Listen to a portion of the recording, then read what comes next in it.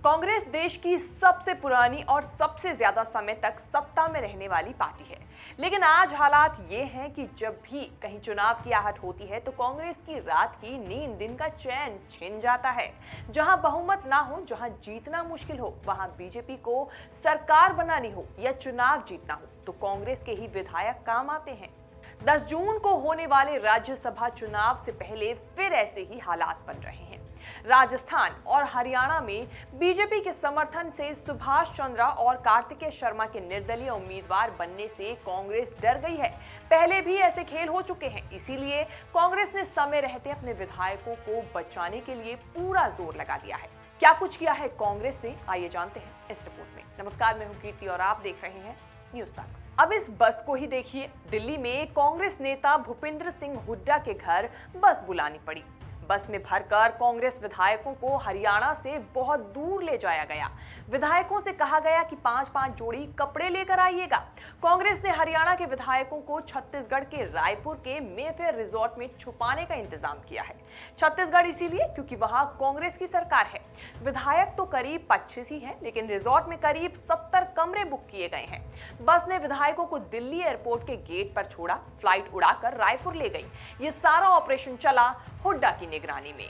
कांग्रेस का अपने एक 2 सीट है, एक कांग्रेस का बनेगा, एक बीजेपी का बनेगा। लेकिन कांग्रेस का जितने एमएलए हैं सब इंटैक्ट हैं, साथ हैं, कोई दिक्कत नहीं। बस आने का मतलब ही है कि खतरे की घंटी बज गई है।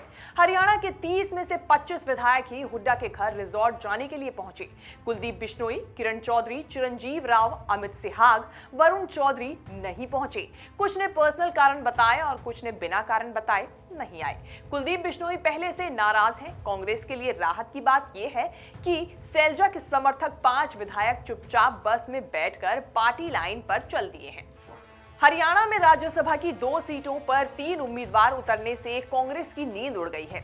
हरियाणा में एक सीट जीतने के लिए 31 वोट चाहिए। बीजेपी के पास 41 विधायक हैं, जिससे आराम से कृष्णपाल पवार जीत जाएंगे।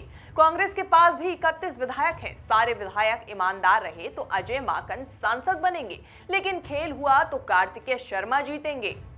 हरियाणा में कांग्रेस के लिए खतरे की घंटी बजाई गई है। मीडिया कंपनी आईटीवी के मालिक कार्तिकेय शर्मा ने। कार्तिकेय के साथ बीजेपी जेजेपी आ चुकी है। थोड़े बहुत वोटों की कमी है। अगर उनका जुगाड़ हो गया तो न केवल कार्तिकेय शर्मा जीत पाएंगे, बल्कि कांग्रेस के अजय माकन का राज्यसभा जाने का सपना भी टूट सकता है। हरियाणा में 2016 में इसी खेल से सुभाष चंद्र बीजेपी के समर्थन से राज्यसभा पहुंच गए थे। सुभाष चंद्र फिर निर्दलीय राज्यसभा चुनाव में उतरे हैं। फिर बीजेपी ने समर्थन दे दिया है, लेकिन इस बार सुभाष चंद्र ने हरियाणा नहीं, राजस्थान को चुना है। चंद्रा साहब ने कांग्रेस के विधायकों को तोड़ लिया तो जीत जाएंगे और कांग्रेस के हाथ से एक सीट चली जाएगी। विधानसभा चुनाव से पहले राज्यसभा चुनाव पार्टी विधायकों की एकता की रिहर्सल की तरह है। पार्टी को बचाना और राज्यसभा चुनाव जिताने का ऑपरेशन सीएम अशोक गहलोत के जिम्मे है। गहलोत ने कांग्रेस विधायकों को अभी तो जयपुर के क्लॉर्क होटल में छुपा रखा है। सेफ्टी के लिए जैसलमेर, उदयपुर के शानदार होटलों में कमरे बुक करा लिए गए हैं। उदयपुर के अरावली रिजॉर्ट, जैसलमेर के सूर्यगढ़ रिजॉर्ट में 40 कमरे बुक कराए गए हैं। राजस्थान में बीजेपी एक ही सीट जीत सकती है, जिस पर घनश्याम तिवाड़ी उम्मीदवार हैं।